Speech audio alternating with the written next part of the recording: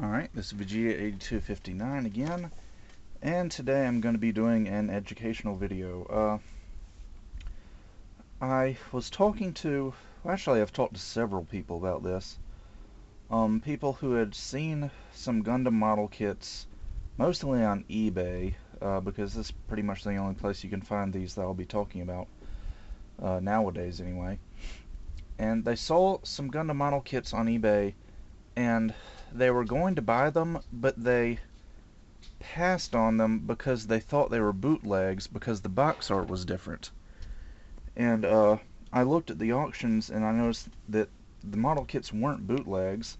They were actually the North American releases of those Gundam model kits because, believe it or not, there was a time when you could buy Gundam model kits in everyday stores like Walmart or Target or Toys R Us here in North America.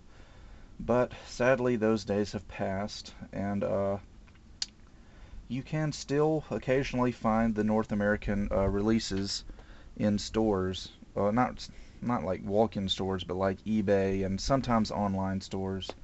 You can find them, but as they sell out more and more, they're going to get harder to find. So I imagine that as the years go by, they'll be increasingly difficult to find. Not that they're any different from the original releases, with the exception of a few.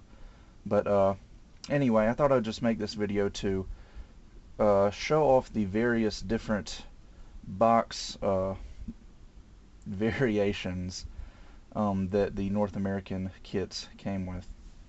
So anyway, as a lot of you know, the first Gundam series that came out on the US as far as mainstream goes was Gundam Wing. And right here I've got two examples, actually three, but you'll see that in a minute. Anyway, this is pretty much the standard box art of a 1:144 scale Gundam Wing model kit. And as you can see, the text at the bottom is in Japanese. And when Bandai first released these model kits in North America, these were the same boxes that they used. Actually, this is a North American version of Heavy Arms, but it uses the exact same box art as the Japanese version. And basically what I'll show you right here is this is a still frame from my unboxing of Heavy Arms, which I haven't uploaded. And as you can see, there's a red label over the Japanese text, and of course it's got Gundam Heavy Arms written on it, 1:144 scale, blah blah blah. And this is what they used for the early releases of the Gundam Wing kits. They didn't do it on the 1:100 scale versions because those already had English text on them, so there wasn't really a point other than putting the English text on the little warning labels on the side. And so yeah, sometimes, like in the case of my Heavy Arms, that red sticker would be on the shrink wrap that went around the box. And then I think a little bit later on they started actually putting it onto the box itself. So those two variations do exist. And the third variation of American Gundam Wing model kit, actually I shouldn't say American because they were sold in Canada as well, would be this kind. And as you can see, they have replaced all of the text that was in Japanese with English text. So the entire box is now in English. And it's the same exact box art, same exact model kit on the inside, just with English text instead of Japanese. They even changed the Gundam Wing logo to the North American Gundam Wing logo. And as I said earlier, the 1:100 scale boxes went through very, very little change because the text on the front was already in English. So that does it for Gundam Wing. Now, a couple years later, actually I think it was like 1 year later, Bandai and Sunrise released Mobile Suit Gundam 0080, the 8th MS Team, Stardust Memory into the mainstream North American market, and as well the model kits followed. Now this is basically a North American release of a high-grade Universal Century kit. and pretty much all of them were about the same. It's got almost the same box art, but you'll notice that it has a little skill level number somewhere on the box, and that was just Bandai's weird little promotion where if you built model kits of a certain skill level, you could mail in and get some dinky little badge that says, yeah, I'm a level 6 modeler, or I'm a level 8 modeler, and yeah.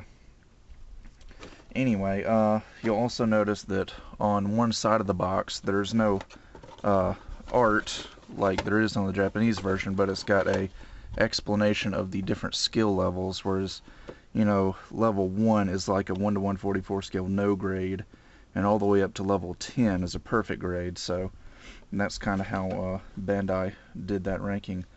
But one thing that really kind of made me mad about this kit in particular, which I didn't realize when I first bought it, I realized it about a year later, is that look at this box art and then go look at the box art for the Japanese version. There's supposed to be a core fighter right there on the box art. That's because for some reason they omitted the core fighter in this model kit, and the hyper bazooka as well. When I first bought it, I didn't realize anything was missing.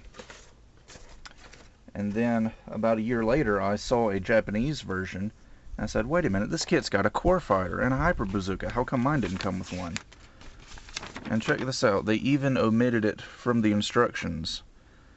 I think the core fighter instructions usually go on this page, but they are absent. I don't know why they did that. Maybe they just wanted to save money in plastic.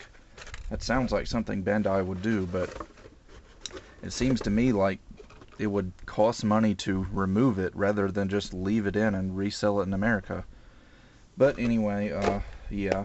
That's the only kit that I know of that has an actual difference in the model kit between its Japanese and North American release. There may be others, but I don't know about them. And last but not least, we did used to have master grades in the United States. I keep saying that. Canada also. Sorry to you Canadians out there. Alright, so I used to have a North American master grade Camphor. Did a really bad paint job on it, tried to remove it, messed up the model kit, so it is trash now. But I still have the box. And you will notice that the main difference is this big yellow bar on the side that says Gundam. And it also has the skill level logo at the bottom. And basically all of the North American master grades are like this. I also have a North American GP01 master grade, which I should have brought down, but it's the same thing. It's the same box art. It's just got this big yellow label on the side. And just like the high grade Gundam I just showed you, it's going to have an explanation of the skill levels on the bottom of one side. And yeah, other differences include it's got the show's logo up under the master grade logo, where it doesn't do that on the Japanese version. And I think that's about it. And Bandai of America loved to market these as action figure model kits. It wasn't just a model kit, it was an action figure model kit. So anyway, I think that's about it. These are the variations that I know of. There might be more out there, I'm not really sure. So basically, yeah, if you see a model kit that looks like this and you're worried that it might be a bootleg or something, don't worry, because it's not. It's just a North American release. The model kit inside is exactly the same as the Japanese version, unless you buy high grade Gundam. So that about does it for this little explanation, and I hope it helps, and I will see you guys next time.